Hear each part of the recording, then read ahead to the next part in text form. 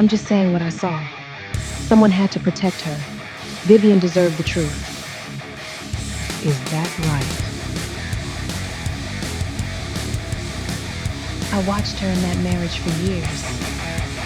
I was the only one paying attention. You were in my ear for 8 months. 8 months of concerns.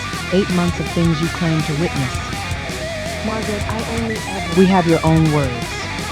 In writing. You were never at that parking deck. You constructed every detail. The woman, the jacket, the loft. Because you told someone that Vivian needed certainty, not a rumor.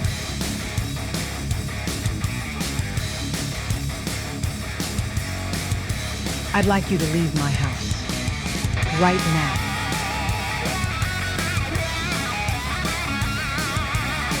And Vivian, the woman who had believed a liar over her own husband, sat at the far end of that table and fell completely apart. Not quietly. Right there, in front of everyone. Some reckonings have to happen in the open, in the light, in the room where the wrong decisions were made. Stay with me, because what Margaret said directly to her own daughter next is the moment this entire story has been building toward. Steps into the dining room without knocking, wide, practiced smile, voice easy and warm, eyes making a sweep of the table, scanning for agreement. I'm just saying what I saw. Someone had to protect her. Vivian deserved the truth. Sets her fork down onto the china plate. Not hard, not fast, just a small, quiet sound, but every person at that table heard it. Is that right? Still confident, still not reading the room, pulling out a chair as though she had been invited, smoothing her hair to one side. I watched her in that marriage for years. I was the only one paying attention. Eyes locked, unmoving, voice flat and dense as poured concrete, no rise, no fall. You were in my ear for 8 months. 8 months of concerns. 8 months of things you claimed to witness. Margaret, I only ever... No raised voice, which makes it worse. Eyes never leave Keisha's face. We have your own words, in writing. You were never at that parking deck. You constructed every detail. The woman, the jacket, the laughter. Because you told someone that Vivian needed certainty, not a rumor. 12 people, not a breath. Keisha opened her mouth. 12 pairs of eyes told her exactly what that would cost her. Slowly, full height, every inch of her, looks directly, unflinchingly into Keisha's eyes, not with rage, with something far heavier than rage. Truth with nowhere left to go. I'd like you to leave my house, right now. And Vivian, the woman who had believed a liar over her own husband, sat at the far end of that table and fell completely apart. Not quietly, right there, in front of everyone. Hazel eyes red and filling, natural twists falling forward to half cover a face coming undone. Both hands flat on the table, fingers trembling. No one told her to compose herself. Some reckonings have to happen in the open, in the light, in the room where the wrong decisions were made. Stay with me, because what Margaret said directly to her own daughter next is the moment this entire story has been building toward. His wife believed her best friend over him. That is the whole sentence, no matter how many times Bryce Thompson turned it over in the months that followed, sitting at the kitchen table at 6 in the morning, or lying awake in a house that had gone quiet in all the wrong ways. It never got smaller. Solid, blunt, and heavy as poured concrete. Bryce was 35. He managed construction projects for a firm based in Atlanta. Timelines, budgets, subcontractors who didn't show up. He was the person teams called when something was going sideways and someone needed to stand in the middle of it without flinching. He brought that same quality to his marriage. Patiently, without performance, with the full belief that a structure maintained with care does not simply fail. What he had not accounted for was the slow, methodical work of a woman named Keisha Lang. And more than that, the wound underneath the wound. He had not accounted for what his wife would say to him in Piedmont Park on a cool fall morning when the lie had already been exposed and Vivian finally told him the truth that had been sitting beneath it the entire time. Atlanta in early October softens everything. Mornings just cool enough to feel like something new beginning. Afternoons still warm without July's weight. Bryce noticed it every day when he stepped outside before 6 a.m., coffee in hand, work boots already laced, standing on the front step of the house on Delmar Lane in East Point, while the neighborhood was still quiet. That house. 3 bedrooms. A covered back porch where evenings stretched past 10 without anyone wanting to end them. A kitchen with south-facing windows that held the afternoon light. They had bought it 2 years into the marriage, and Vivian had painted the hallway herself. A warm terracotta she deliberated over for months, holding swatches up to the wall on Saturday mornings, asking Bryce's opinion, and then asking again the following weekend. He had teased her through every deliberation. She had laughed every time. That was what he remembered most. Not the color on the wall, the sound of that laughing. Vivian Thompson was 32. She worked in marketing for a healthcare company downtown, organized, detail-oriented, sharp professionally. In her personal life, she was something more complicated. The kind of woman who genuinely wanted everyone around her to feel comfortable. She apologized for things that weren't her fault. She reshaped herself, quietly, to fit the emotional temperature of whatever room she was in. Bryce had loved that generosity. He had also worried about what it cost her when someone learned how to use it. The center of gravity in Vivian's emotional world, outside the marriage, had always been Keisha Lang.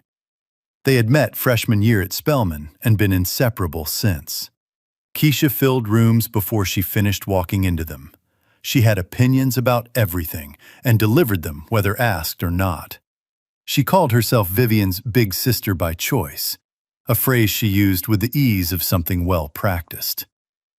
What Bryce did not know then was what the 3 years before his marriage had meant to Keisha.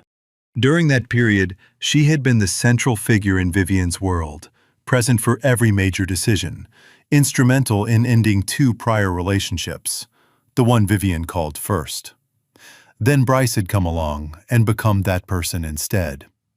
Keisha had smiled through the engagement announcement, given a toast at the reception, and begun, 6 months after the wedding, to quietly dismantle what had replaced her.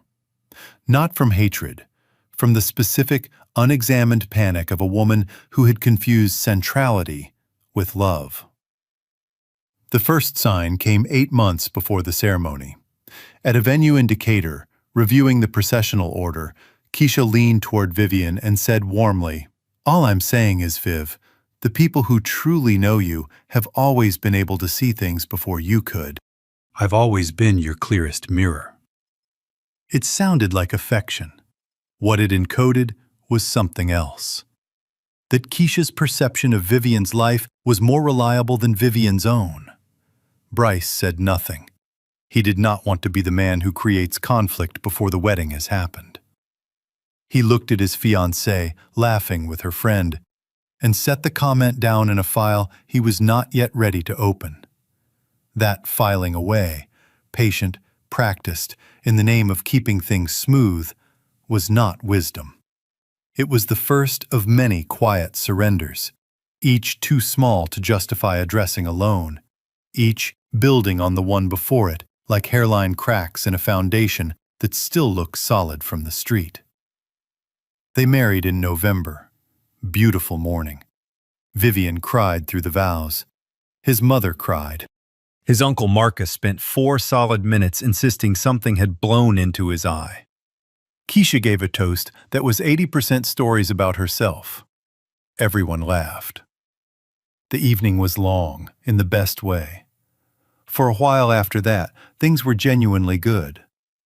And then, on a Thursday evening in late spring, Keisha appeared at their front door, overnight bag in hand, red-eyed. Her boyfriend had ended things. "Just a few days," she said. Bryce held the door open. He said, "Of course." He noticed the feeling in his chest. He set it aside. "Stay with me." Because the way Keisha moved through that house was not the behavior of a heartbroken friend. It was the behavior of a woman who had been waiting for exactly this opening. The first week, Bryce extended grace. That was the word he used internally. Grace. The decision to let certain things pass because a person in pain deserves room, and because making her discomfort about himself would have been small. By day 3, Keisha's presence had spread beyond the guest room. A curling iron on his bathroom counter, her phone charger in his outlet, a half-eaten bag of chips left open on the island next to his keys. Small incursions, the kind that feel petty to name individually, so they go unnamed. And unnamed things do not stay small. She began joining their dinners without being asked. She arrived mid-conversation and within a minute had redirected the room. A college story, a question about Vivian's coworker, pulling Vivian's attention the way a current pulls a boat. Not violently, just consistently. Bryce sat at his own table and became, progressively, the quietest person in it. Researchers call this triangulation, the insertion of a third party between two partners, gradually redirecting the primary emotional bond away from the couple. It works because it is gradual, because each moment of redirection is too small to call out without sounding paranoid. The architecture is only visible from a distance, and by the time you have that distance, you are already standing outside what you were trying to protect. Bryce raised the subject with Vivian once, privately, measured, some shared expectations, he said, basic courtesy, the kind of framework that makes living together sustainable. Vivian nodded. She said she'd talk to Keisha. 2 days later, his travel mug was in the sink, unwashed again. The second time he brought it up, Vivian's voice went soft in the way it did when she was choosing someone else over him. "She's not in the headspace to think about little things right now." A pause. "It's just a mug." He said, "I know, but it's our home." And then he let it go, because letting things go was what he was best at, and he had not yet understood that this was the problem. Keisha's few days became 2 weeks. 2 weeks became a month. Every conversation about it ended the same way. More time needed. The right apartment hadn't come up yet. Each reason was plausible. Their accumulation was a wall. What Bryce was living inside is what psychologists call cumulative erosion. A relationship damaged not by any single event, but by the steady, unaddressed accumulation of small concessions. The math runs quietly in the background until the total is larger than you can manage. Then came the night of the notification. He was at the kitchen table with his laptop. Vivian's phone lay face up nearby. A message came through and the screen lit. Keisha's name at the top. The preview read, "Still saying the same things she said back in the spring, Viv. You deserve to finally..." Vivian crossed the kitchen and swiped it away without meeting his eyes. He sat with that fragment after she turned out the living room light, still saying the same things she said back in the spring. A current message referencing a conversation from months ago, which meant this thread had been running since at least springtime. 6 months before the overnight bag, before the breakup that had brought Keisha to their door. This is covert relational sabotage, a sustained private campaign by a third party to introduce doubt into one partner's perception of their marriage, conducted through intimate conversation without the other partner's awareness. It requires no confrontations, only questions. Are you happy? Do you feel seen? Questions that carry, just beneath the surface, the assumption that the answer is no. Bryce eventually told Keisha it was time to find her own place. Respectfully. 2 apartment options, offer to help with the deposit. He was not unkind. He was simply clear. For the first time, without qualification. She left without significant resistance. He had expected pushback. Instead, she packed over a weekend, embraced Vivian at the door, and gave Bryce, on her way out, a look he could not name. Not angry, patient, the look of a woman moving to the next phase of something already in motion. Later, through a mutual contact at a job site, Bryce learned something that had no clean file to go into.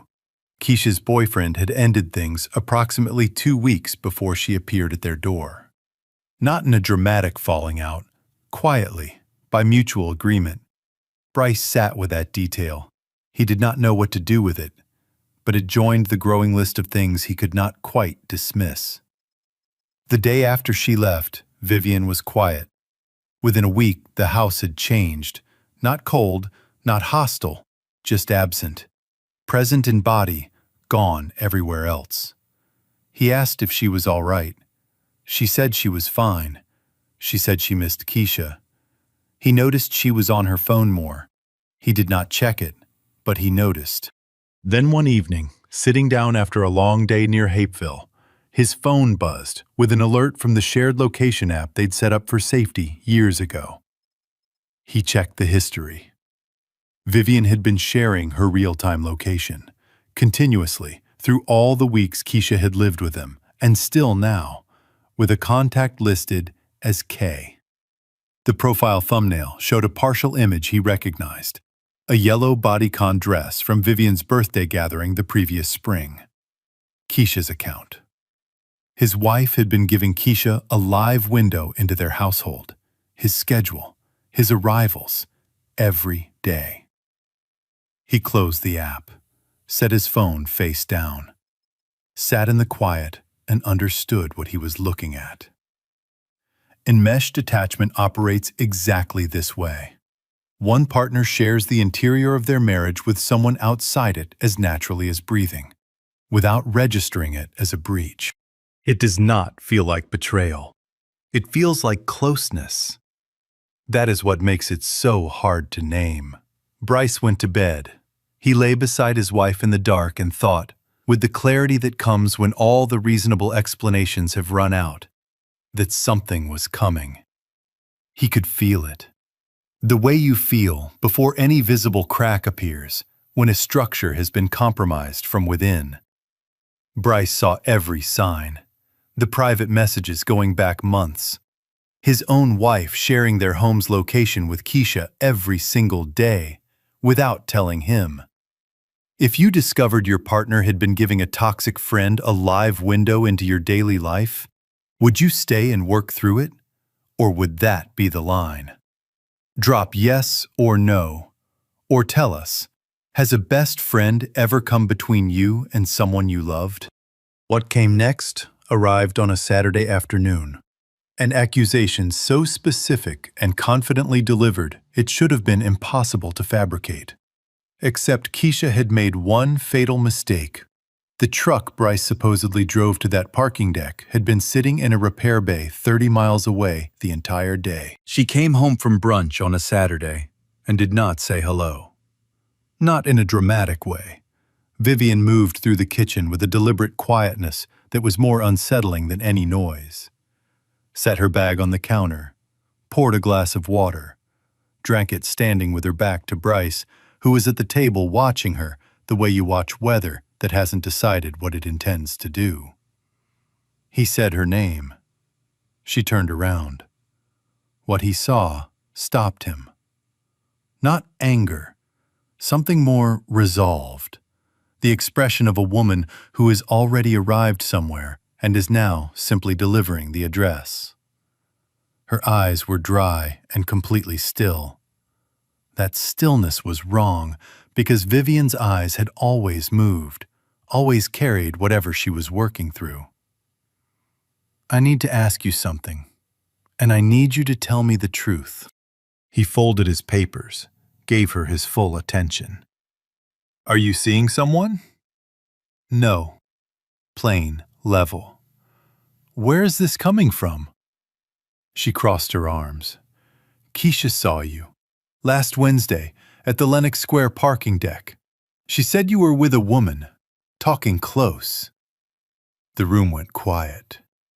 My truck was in the service bay on Peachtree Industrial last Wednesday, Bryce said. Went in Tuesday morning, didn't come out until Thursday afternoon. I have the invoice in the file drawer. I was on MARTA all day.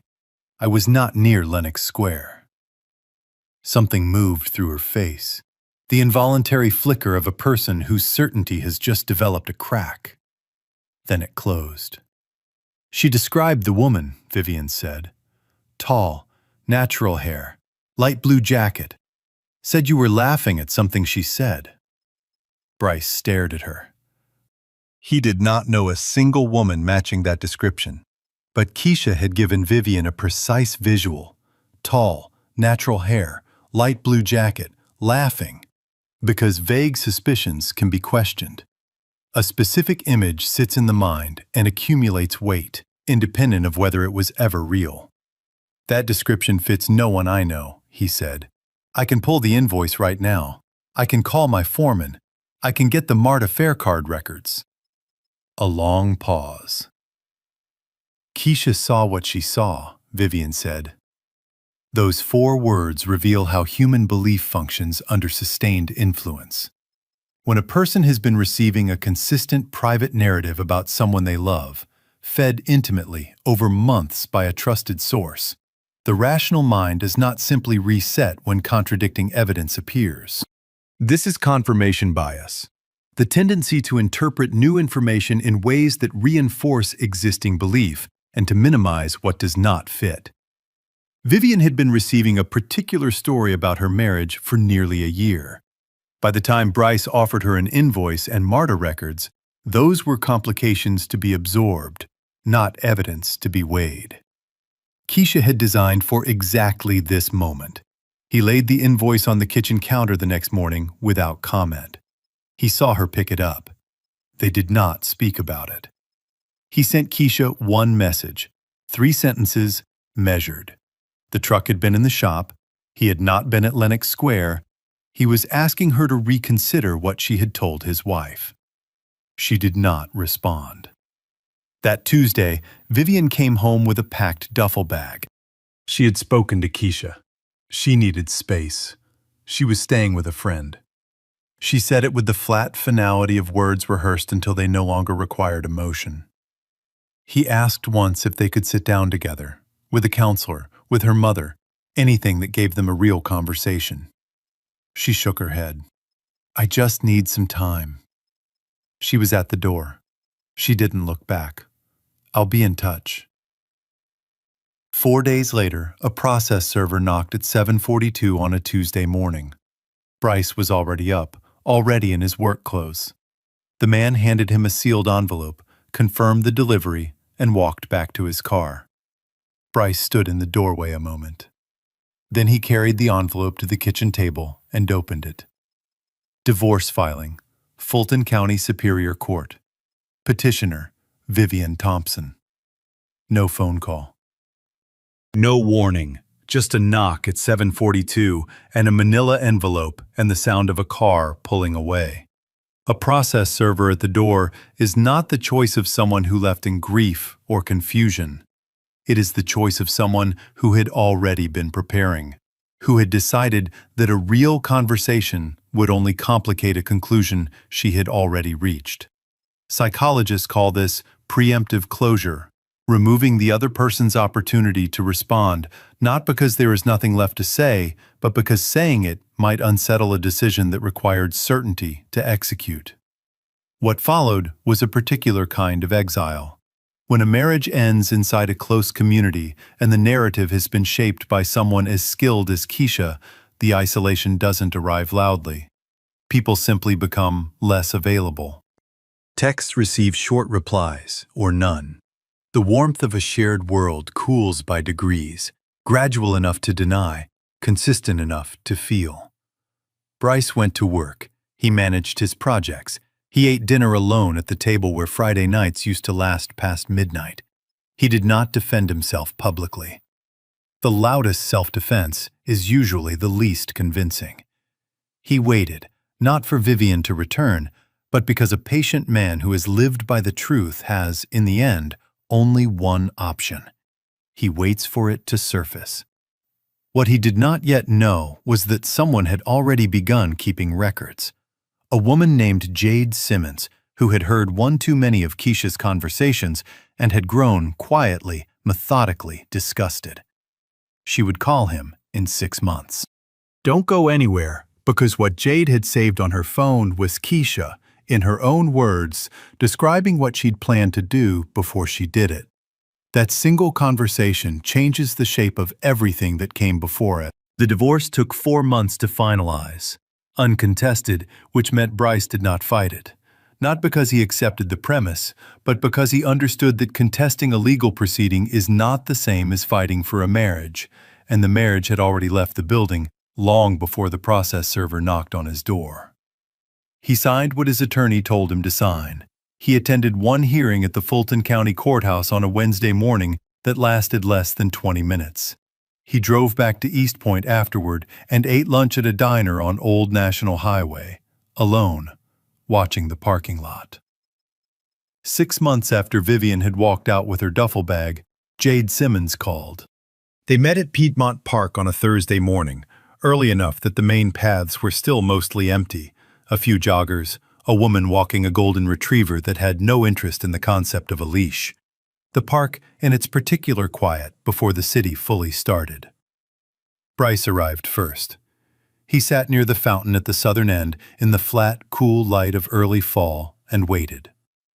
Jade arrived exactly on time. Gray slacks, white button-down, a folder tucked under one arm. She sat beside him, said good morning, and opened the folder without spending any time on preamble. She explained her connection to Keisha. They moved in a shared circle that overlapped with Vivian's social world. They were not close. Jade had maintained deliberate distance from Keisha for years because something in how she operated had always put her on guard, even when she could not have named exactly why. But she appeared at the same gatherings. She was in some of the same threads, and that proximity meant she was present for certain conversations she had not asked to overhear. About 3 weeks before the accusation was made, Jade had been at a birthday dinner on Ponce de Leon Avenue. Keisha had been there. Partway through the evening, while Jade was at an adjacent table within earshot, she heard Keisha say to a woman beside her, relaxed, unhurried, in the tone of someone who feels completely secure, "I'm almost done with that situation. Should be wrapped up in the next few weeks." Jade had noted it. She hadn't known what that situation referred to, not then. When the divorce news moved through their circle several weeks later, she did. She began paying attention more carefully. She stayed in conversations she would ordinarily have let go quiet.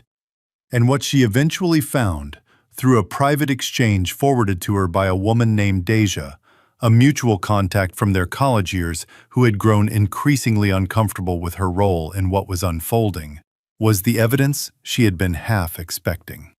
In the exchange, between Keisha and Deja alone, Keisha had said it plainly. She had never actually been at the Lenox Square parking deck. She had put something together from a story she'd heard secondhand. She didn't name the source. She had constructed the specific details, the woman's appearance, the blue jacket, the laughter, to make it feel like eyewitness testimony. And she had told Vivian she was there personally because, as she put it, Vivian needed certainty, not a rumor. If I gave her a rumor, she'd ask Bryce. He'd deny it, and she'd believe him.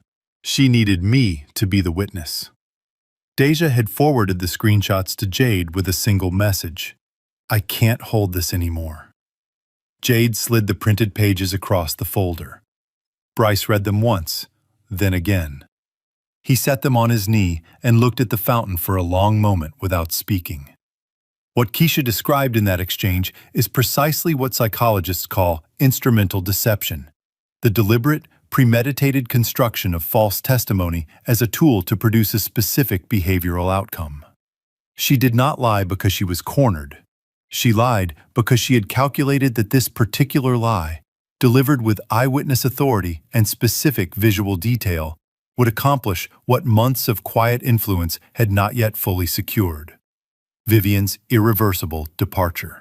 But the deeper psychological revelation is in her reasoning.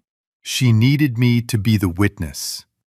Keisha did not merely want Vivian to believe that Bryce had cheated. She wanted Vivian to believe it on Keisha's authority. Because the goal was not just to end the marriage. The goal was to be the one Vivian turned to when it ended. To be, once again, the most necessary person in the room. There's more, Jade said. She had found 2 additional exchanges from earlier in the year. In both, Keisha discussed Vivian's marriage in the language of logistics. Not crisis, not reaction, but planning. In the earlier thread, written approximately 5 months before the accusation, she had put it simply. She's almost there. I just have to keep reminding her what she's settling for. Bryce read that sentence. He held it. Almost there. A destination already chosen. A conclusion already written. Vivian being moved toward it, degree by quiet degree, with the steady patience of someone who had done this before, who had, in fact, done this twice before, with the 2 relationships Vivian had ended during the years before the marriage. "Why are you coming forward now?" Bryce asked. Jade was quiet for a moment. "I ran into Vivian a week ago," she said, "near Virginia Highland. She looked like someone who couldn't sleep, like someone carrying something heavier than she expected." A pause. "I thought about her, and I thought about you, and I decided that it's not my situation is the wrong reason to stay quiet when someone has been genuinely harmed." He thanked her. He meant it. He reached out to Vivian that afternoon. A message, not a call. He told her there were things she needed to see. He would be at Piedmont Park on Saturday morning at 10 o'clock. He was not asking for anything. He simply believed she deserved to know the full truth, and that withholding it from her, even now, was not something he was willing to do. She came. She arrived in a light gray coat, her twists tucked behind one ear, and she looked exactly as Jade had described, carrying something. She sat across from him on the bench and said good morning, and he said good morning, and for a moment they were simply 2 people who had been married and were now not, sitting in a park while the city moved normally around them. He handed her the screenshots. She read them. She read them again. She had read them before, in a sense, not these exact words, but this truth. The night before coming to the park, Vivian had sat on the edge of her bed in the apartment she'd been renting since the separation, and read the screenshots in the dark for the first time. She had read them 3 times. And she had understood, not all at once, but in a slow, sickening tide, that she had not simply been lied to. She had been prepared, cultivated, walked toward a conclusion like someone being led quietly toward a gate they did not know was a trap. And she had walked willingly. That was the part she could not get past. Not Keisha's lie, her own willingness. The bank account she had opened, the money she had moved, the months she had spent listening to one voice and calling it clarity. She had decided, sitting in that dark apartment, that she owed Bryce something more than an apology. She owed him the whole truth, not the version that made her look like a victim, the actual one. So she sat across from him on that bench in Piedmont Park, and when she finished reading the screenshots a second time, she looked up. "She told me she was there herself," Vivian said. "She gave me a description. I asked her what the woman looked like, and she answered without hesitating. I thought—" She stopped. "I thought details like that don't come from nowhere." "I know," Bryce said. "That was the design." Her hands were trembling slightly now. "I need to tell you something else," she said. "Something you deserve to hear, even though I don't know how to say it without sounding like I'm making excuses. I'm not. I'm just trying to tell you the truth." He waited. "Keisha started working on me 8 months before any of this. Not with big accusations, with questions. Whether I was really happy, whether I felt like I was growing, whether I thought I was settling. A pause. And I listened. I won't pretend I didn't, because some part of me was already asking those questions on my own, in the quiet parts of being married that nobody talks about. She gave those doubts a shape and a language, and I let her. The park was still around them. I had already started pulling away from you before the accusation ever happened. I opened a separate bank account. I moved money into it for months. Keisha helped me set it up. Her voice thinned. The parking deck lie wasn't the reason I left. It was the last permission I gave myself, because I had already made up my mind and I needed something concrete enough to say out loud. Bryce did not move. He did not fill the silence. "I'm not saying this to excuse anything," she said. "I'm saying it because the lie was not the whole story.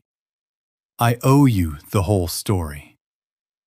What Vivian described is what researchers call covert exit preparation, the semi-conscious process by which a person begins arranging the conditions of departure before consciously committing to leaving. It is often not fully deliberate. It is driven by accumulated doubt, given increasing weight by a trusted voice that has learned to read ordinary marital friction as evidence of fundamental failure. Vivian had not invented her unhappiness. No long marriage is without its friction. What Keisha had done was take that friction, ordinary, survivable, the kind that every marriage navigates, and patiently reframe it over 8 months as proof that the marriage itself was wrong. The lie had not ended the marriage. It had simply closed a door that had been drifting open for nearly a year, opened by 2 people who had each, in their own way, stopped walking toward each other. Bryce sat with all of it. He let it settle. He looked at his wife, the woman in the gray coat with the red-rimmed eyes, and the whole truth finally between them. And he understood something he had not fully understood until that bench on that morning. He had not lost this marriage to Keisha Lang. He had lost it to the accumulation of things neither of them had said. Her doubts, voiced to the wrong person. His discomforts, filed away instead of named. The ordinary distance of 2 people who had both, at different times, chosen silence over the harder conversation. Keisha had found that silence and worked inside it. She had been patient and skilled and deliberate. But she had not built the silence. It had already been there. And he had helped build it too. He stood up. He buttoned his jacket. He looked at Vivian one last time. Then he turned and walked away from the bench. Behind him, she said his name. Once, softly. The way she used to say it when she needed him to come back. He kept walking. "Don't leave yet," because Keisha wasn't finished.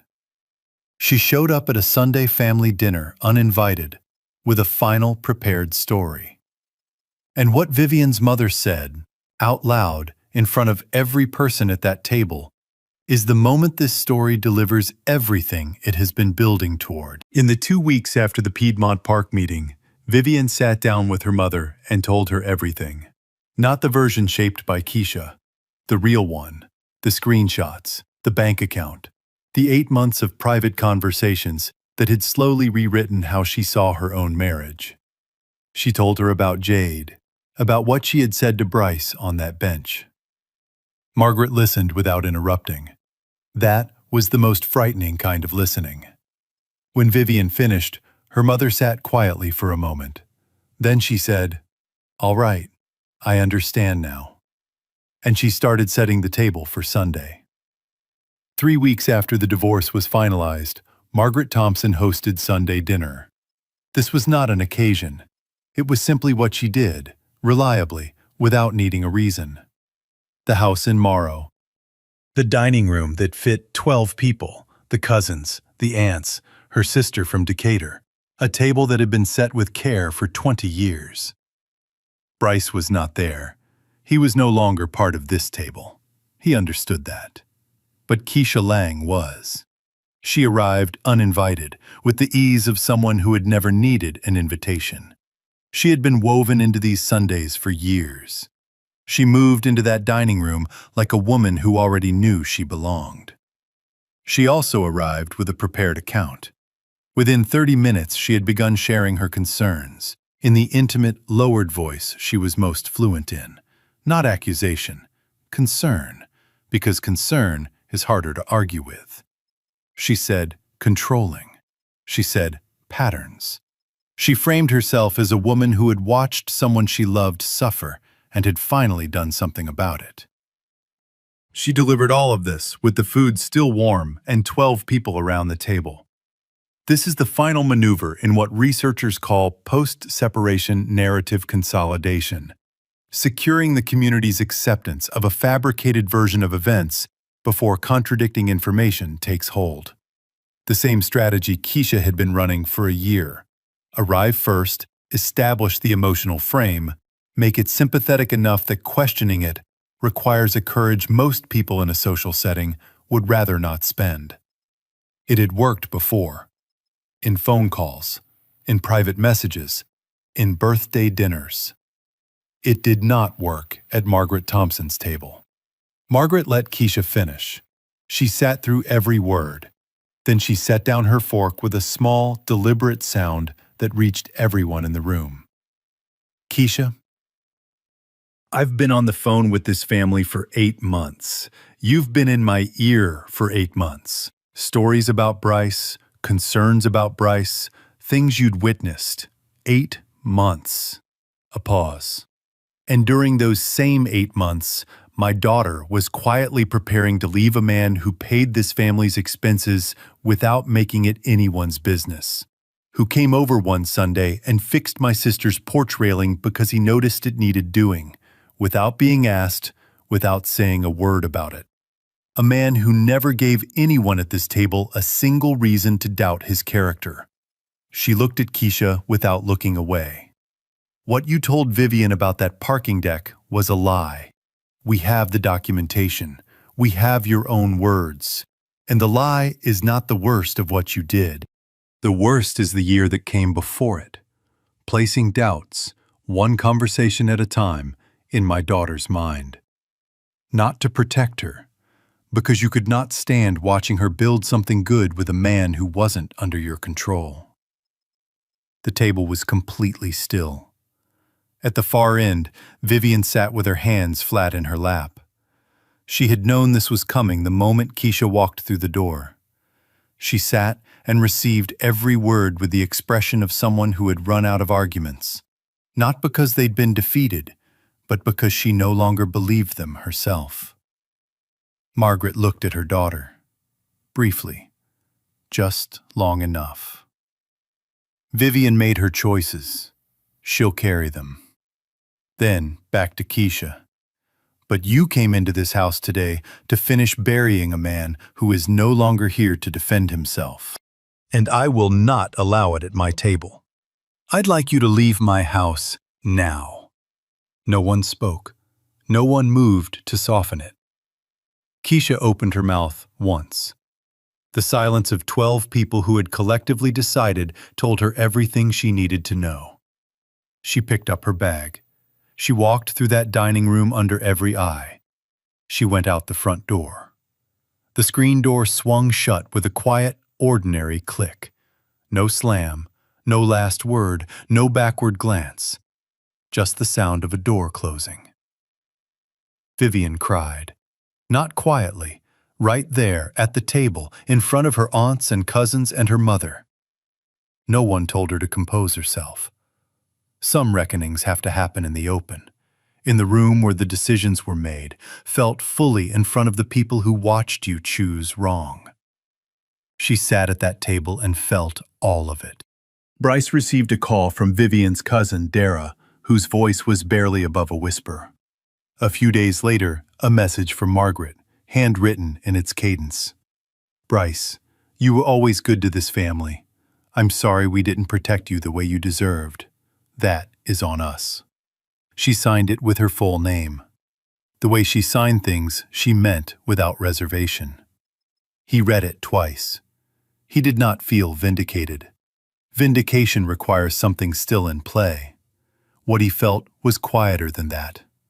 The specific stillness of a long, difficult thing that has finally come to rest. The record had been corrected. The truth had been spoken in the room where the lie had lived. That was enough. Stay with me just a little longer, because what Bryce did in the months after, and the one thing he finally understood about himself, is the part of this story that will stay with you long after it ends. Bryce Thompson started therapy in November. He said it plainly when it came up, because he thought the plainness mattered. He was a 35-year-old black man from Atlanta who had spent most of his life absorbing, without anyone stating it directly, the understanding that a man who manages things does not need to be managed himself. That patience is a virtue. That endurance is a form of health. That the man who holds things steady through difficulty is stronger than the one who stops and asks for help. He had believed all of that. It had served him up to a point. Past that point, it had helped him stay quiet in a marriage that was eroding, while he stood at the perimeter with his tools ready, waiting for a problem he could address, unable to see that the problem was the standing at the perimeter. His therapist had an office on Peachtree Road. In their second session, he asked, "When did you first notice something was wrong? Not the accusation, not the papers. When did you feel it, the first time?" Bryce followed the question backward, the way he followed a problem back to its origin on a job site. Honestly, without skipping steps. He arrived at the wedding venue in Decatur, the processional table. Keisha leaning toward Vivian.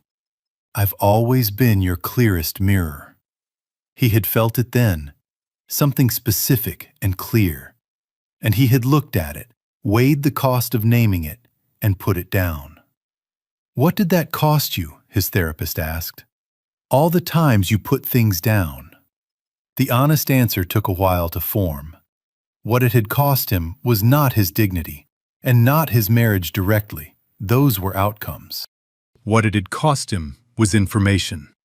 Every time he absorbed something rather than addressed it, he deprived himself of an accurate picture of what he was actually dealing with. He had managed symptoms, the mug, the dinners, the redirected conversations, the drifting silence, without ever naming the condition. And a man who manages only symptoms never solves anything. He just forestalls. Psychologists call this pattern avoidant coping, the tendency to manage emotional discomfort by minimizing, reframing, or carefully setting it aside rather than confronting it directly. In measured doses, it is functional. It prevents overreaction. It gets people through difficult seasons without unnecessary damage. But applied consistently, in a situation that genuinely requires confrontation, it becomes its own kind of harm. It teaches the people around you, including the people who wish you no good, that the line you will not cross simply does not exist. Bryce had not lost his marriage because he was weak. He had lost it, in part, because his most reliable strength, his patience, his steadiness, his deep reluctance to make something small into something large, had been used against him. His best quality had been the mechanism of his undoing. That is not a simple thing to sit with. But sitting with it honestly is the only path through it. Vivian sent 3 messages over the following months, not asking for anything, more like someone writing to close their own ledger, to ensure their remorse existed on record even without acknowledgement. She said she was sorry. She said she understood if he never responded. She hoped he was well. He read all 3. He did not reply, not from anger, from clarity. His therapist had helped him see it. Responding would have been for himself, not for her. A way of staying inside a story he needed to actually leave. The most complete thing he could do was let the chapter end without adding anything in the margin. The messages stayed unanswered, the way a finished thing stays, present, acknowledged internally, not revisited. Keisha's exit from their shared social world was gradual and quiet. No confrontation, No public declaration. The dinners she had always attended stopped including her. The group threads she had animated for years went silent in a way she could not redirect. The chairs that had always made room for her simply stopped being pulled out. She posted something vague on social media once, about people who reveal themselves when you stop being useful to them. 2 people mentioned it to Bryce in passing. He did not look it up. Some things do not require your attention in order to be true. One afternoon, about a week before the house closed, Bryce drove to Delmar Lane and parked at the curb. He did not go inside. The sale was nearly final, and it no longer felt like his to enter. He sat in the car and looked at the front step, the one he had stood on every morning before 6 a.m. with his coffee and his work boots and his ordinary, reliable contentment, watching the neighborhood wake up around him. He sat there for maybe 15 minutes. He was not crying. He was not composing anything. He was simply sitting with the specific weight of something that had been real and had mattered and was over. He thought about the terracotta hallway, about Friday nights and the back porch, and a woman holding paint swatches up to a wall, tilting her head, asking his opinion, laughing when he teased her. He let himself feel all of it. Not quickly, not efficiently, not the way he managed everything else. Just fully. The way grief requires. Then he started the car. He had a 7 a.m. site meeting the next morning, a foundation inspection on the Beltline project. There was always a next thing to attend to. There always had been. That capacity to show up for the next thing steadily, regardless of what the last thing had cost, was the most reliable thing about him. It had been there before the marriage. It had survived the marriage. It would carry him into whatever came after. That, he thought, was not nothing. That was, in fact, the whole foundation. This story teaches us 3 quiet, specific things. First, if a friend's concern about your marriage only ever travels in one direction, always doubting your spouse, never doubting itself, that is not wisdom. That is a hand on the steering wheel that doesn't belong there. The next time a close friend says, "I'm just worried about you," ask yourself honestly, has she ever said one generous thing about the man you married? If the answer is no, that silence is data. Second, the small discomforts we file away in a marriage do not dissolve on their own. They accumulate. Name the small thing while it is still small. A quiet, direct conversation at the kitchen table on a Tuesday night has saved more marriages than any grand gesture ever has. Third, manipulation rarely looks like cruelty. It looks like a friend who always picks up the phone, always takes your side, and slowly makes you feel like the only person in the room who truly understands you. That feeling is the warning sign. Real people wrote these scripts with passion and purpose to spark reflection and change. AI was merely a helpful tool that polished the delivery, making sure profound messages about respect, redemption, and human dignity reached as many hearts as possible. Production team, story and screenplay by Quinn Fung. Character development and visual conceptualization by Chris Wynn. Video scripting and scene adaptation by David Wynn. A passionate team dedicated to bringing this story to life.